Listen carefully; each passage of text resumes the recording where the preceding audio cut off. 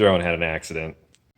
The pilot, who I'm not going to name, but rhymes with Mick, sort of tried to land this drone on the hood of a Big Bud while seating, and everything was great until I accidentally bumped one of the controllers just a little bit, and it crashed. So I have a slight vibration in this motor right here.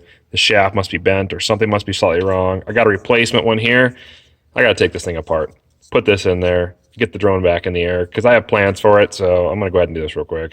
I'm no stranger to this kind of stuff, but man, this makes me nervous. I hate messing with these things. Well, I got the arm disconnected, but the wires are soldered to the board here. So I got to remove a little bit of silicone here, heat this solder up, pull these wires out, and then put these new ones in.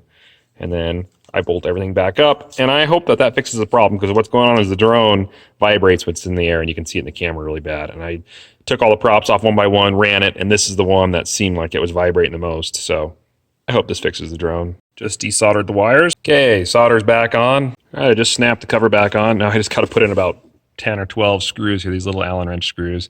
So I'm going to be putting them in all these little holes, put the covers back on, and I'll take it for a test flight, and I hope it works. All right, it's together. So now I'm going to try to fly it. And if it flies and hovers and doesn't vibrate, we're back in business. Well, guys, I thought that solved the problem, but no, this one I thought had an issue. I replaced it. I'm thinking now it's this one. It's really hard to tell, but if I hold something up against it, like this blade, I can feel a slight vibration.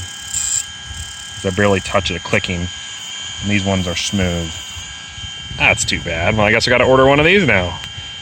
Only 45 bucks a piece. Well, I get the dunce hat of the day. Oh, I just spend money when I don't need to. I watched a YouTube video. Turns out it wasn't the arm. As you can see, I have it up on the monitor right here. I've seen this video before in the past. I don't know why I didn't remember it. I just don't know. Anyways, the gimbal. There's a little metal tab in there that holds the gimbal in place, and it was underneath the gimbal itself. It needed to be pulled out and put back in place. Simple fix. I probably just took this apart for absolutely no reason. But I got to see the inside of it, I guess, and I've got a spare motor for the left-right now, so I guess I can keep that on hand in case I break the other side. So, oh well. I'm just thankful the drone's working. Because it's got to fill some bins being moved. Look at that. Super smooth. Oh, it's back. Good. So you guys probably remember in the other video I just did, I mentioned we're going to move grain bins. We're buying hopper bottoms, and we're going to be putting 2 aluminum bins that we have. They're about 3,000 bushel each. Don't have very good doors on them, so we're going to use them and turn them into hopper bins. So leg arms taken, Bay 44, it's some scrap iron in the bucket, gonna go dump in our iron pile. And this beauty right here is gonna get a crane back on it. We call it Bob's Big Bud Bin Boom. Bob and being my dad. My dad's name is Bob. So Bob's Big Bud Bin Boom, our homemade crane's going back on the Bud. You guys are gonna get to see that. Haven't used it in at least 10 or 12 years. So yeah, we're gonna go and move a grain bin. So let's go get the crane. That's what the loader's for. Is we're gonna go bring that back over. So this is where we stored the crane. Put it on top of this old plow here. So we're gonna go ahead and chain it up to the bucket, and then we'll carry it back.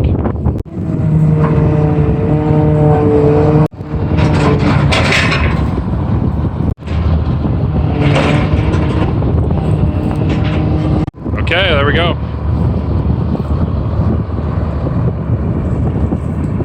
Perfect. We'll follow him back.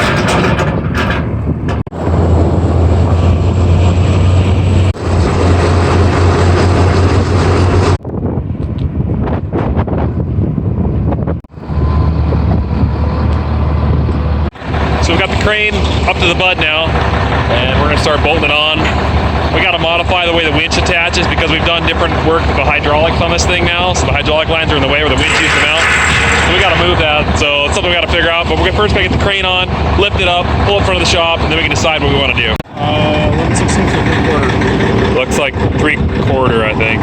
We just realized we can't put this crane on here. Since we've redone this is all in the way right here.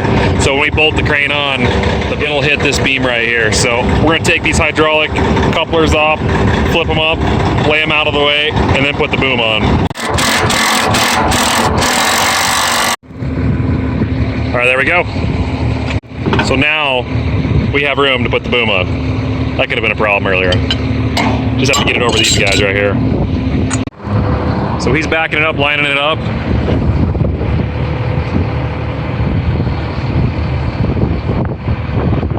A little more. Now my dad's gonna back the butt up slowly. And I'll try to guide this in with my hands. All right, we got it in. Pins are partially in. This hammer's too small. I can't get any leverage on that. I need a bigger hammer. So I'm gonna get a bigger hammer, knock those pins in, and then this will be on. Get it, leg arms.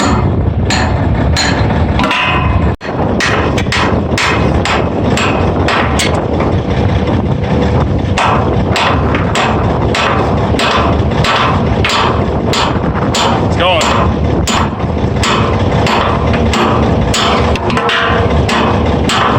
Swing a hammer in here because there's hydraulic lines everywhere. There we go. I'll go underneath and look. Let's take a look underneath. Yep, she's through.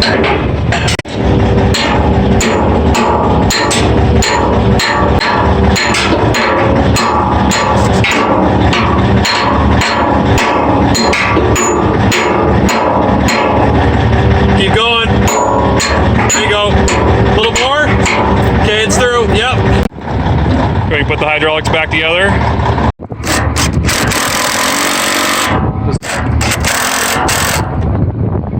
Okay, I'm going to walk up this beam here.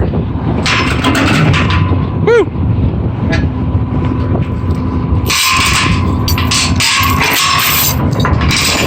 There's one. Okay, there we go. Loader is officially unhooked. Now we're gonna get a bucket underneath this. Whether the skid steer for a second or the loader, or he might just try like this. And we're gonna use a bucket, we're gonna lift and scrape along the underside, just lift the whole boom up to the angle we want it, and then we gotta tighten the cables and anchor them at the back of the bud. All right, he's trying to lift it.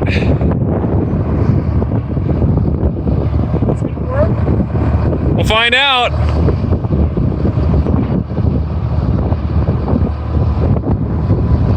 There she goes. Up, up, and away.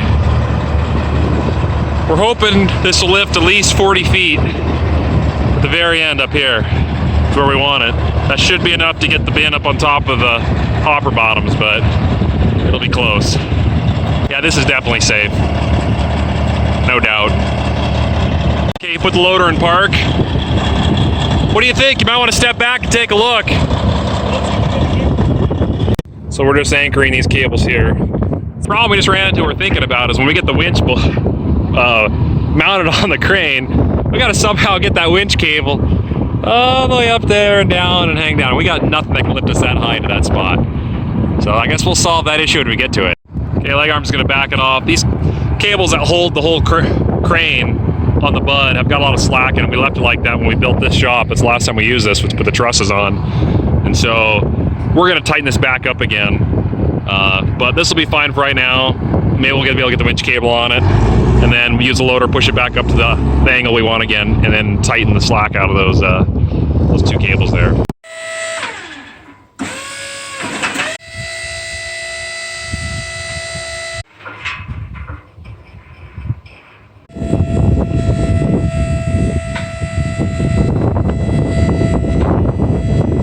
He's not even scared of heights.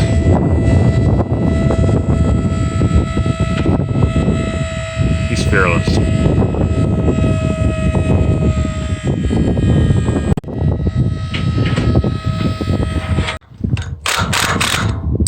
So we're up high, we're moving this pin right here, pulleys on it, out to the end over here, because we want as much throw as we can get. So leg arms is taking this 2-inch pin, and we're gonna pound it out, move it over. I think this scissor lift goes 22 feet, and we are officially about that high. Should I shake it?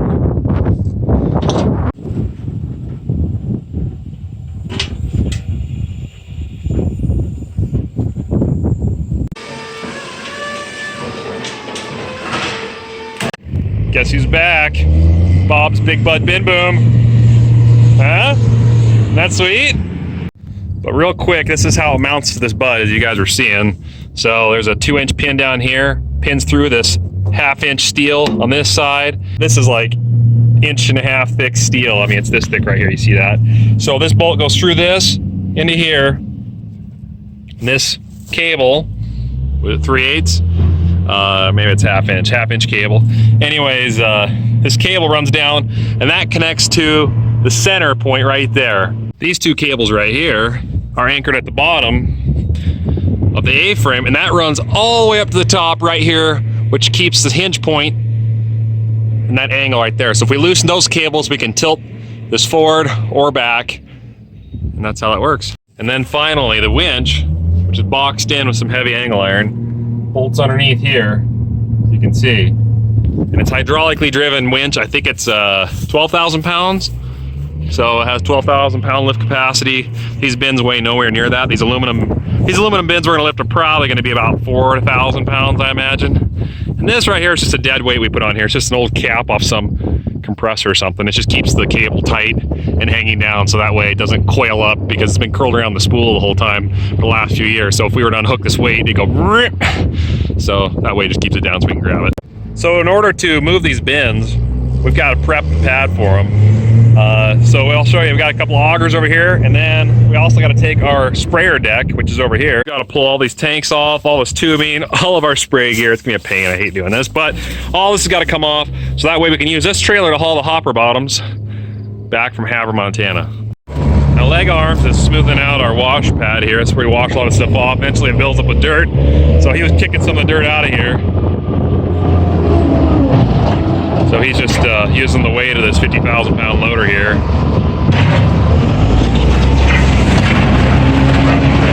Smooth that out. But what I was gonna tell you guys is right here are our augers. We just picked these up. Funny thing, I've been searching for a long time to try and get a hold of the used auger, okay? eBay, all sorts of places, all over Craigslist, Facebook, all that good stuff. Well, we finally found one here, used for like 300 bucks, this 24-incher, and decided, you know what, that's fair. Literally like 4 days later, this 30-incher popped up for 150 bucks. We picked it up for 125. That's how that works. And the reason we have those bits is for this, our boom crane. It's got a digger on it. So we'll use those drill bits. We'll figure out if we want to do the 30 or the 24-inch. We're gonna drill holes in the ground, fill them with concrete, put anchor bolts in them, and that is going to be the stands for the hopper bottoms to bolt to. So that's coming up. Oh, let's take one of these for a spin. Fummins, Cummins, and beater with a 454. Let's take the beater. We bought this pickup pretty cheap a number of years back. Had a service bed on it. We needed a pickup with a service bed on it. When I say pretty cheap, it was like 1,500 bucks or something, but it was thrashed. Oh man, I've done so much work to this thing. Rebuilt all suspension, ball joints, new clutch. It's just been a constant overhaul. But it rides really smooth. It's got a nice shifting transmission in it, and that 454, even though it's not running at top shape, it's pretty powerful still. So we're gonna run down real quick, let's go take a look at the bins we're gonna move. And then right next to those, we planted winter wheat. So I'm gonna see if anything's germinated yet. Just take a look, you never know. By the way, I still feel really dumb about that drone. I just can't believe I went to all that work replacing that arm and motor and soldering a board when it was perfectly fine. The gimbal was just off its mount. And on another side note, guys, I just started stitching video together for my next video I'm gonna be having. It looks pretty cool. I hope it turns out, but my poor computer was running for at least 20 hours straight trying to not render, but stitch the video together. And I haven't even started editing yet, so it's gonna be interesting. That's pretty. I love that. Okay, we're here. So here's the two aluminum bins we're gonna be moving. Again, I think they hold around 3,000, 3,500 bushels each. You can see they don't really have like a nice walk-in door. They got this little hatch down here. You have to open up and take some panels out. So it's a pain to work with. There's no ladder on them too. So they'd make great hoppers. There's 4 bins here. These 2 we're leaving. These ones are steel. We've got wheat in these right now, but we left these empty. Let's open. Let's take a look inside. Now see that? Someone made a concrete hopper bottom in here. and it's got water in the bottom. Who would have thunk it? So that's why we're making these into steel hoppers. While we're here, let's see if we can find some wheat kernels. Oh, there's one right there. There we go. So that there, focus, there we go. That's how much has grown so far in our winter wheat. This is basically some of the earliest stuff we planted.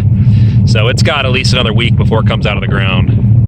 Oh wow, that is getting beautiful. I love light rays. A number of people asked about this concrete house that's here.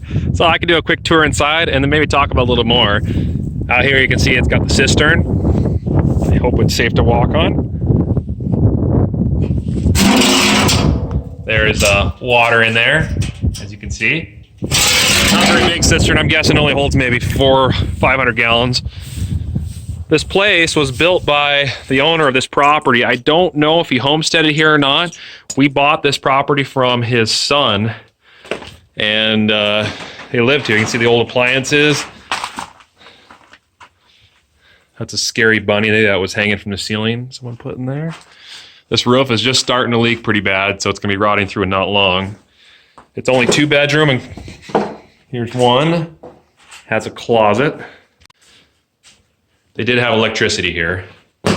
Concrete floor with tile. People have kicked the wall through. Some furniture, looks like some beds. What's in this room? Bunch of shotgun shells. Coffee thermos. Got some pitchers. An old vacuum cleaner, that thing is ancient. A bird nest. I'm waiting for the skunk or the raccoon to come running out of here. I don't see anything yet. There's some old mattress pads. Oh, the mice have made a home out of that vacuum cleaner. Ugh, I'm gonna keep that shut. Yuck. Ooh, my iron. I forgot that's where I put that. Oh. Okay, that's the haunted concrete house. Not much to it. It's pretty small. I wish I knew more about the backstory to it. I think it's pretty cool. We have plans to try to shoot a bowling ball through it with our bowling ball cannon that I have yet to show you guys, which is coming in a future video. So stay tuned on that. But, yeah, do you think it'll go through it? We might have to make the load pretty hot for that one. We've been needing more hoppers on this farm. We currently only have 2 that we use for seed. They're only 2,200 bushel each. So that's not enough anymore for the size of farm we have for wheat. But we do have those 2 hoppers that we bought, those Meridians, but those are going to be used for fertilizer, so we're going to try not to put seed in those. So we really need 2 good size hoppers that we can put seed in, and eventually keep adding hoppers on the farm for pulse crops, because we will probably still keep growing peas and maybe some other stuff. I think it's a sign something must be over there. We better drive to it. All right, I chased the light to this refrigerator. Better have a look inside. What a ripoff.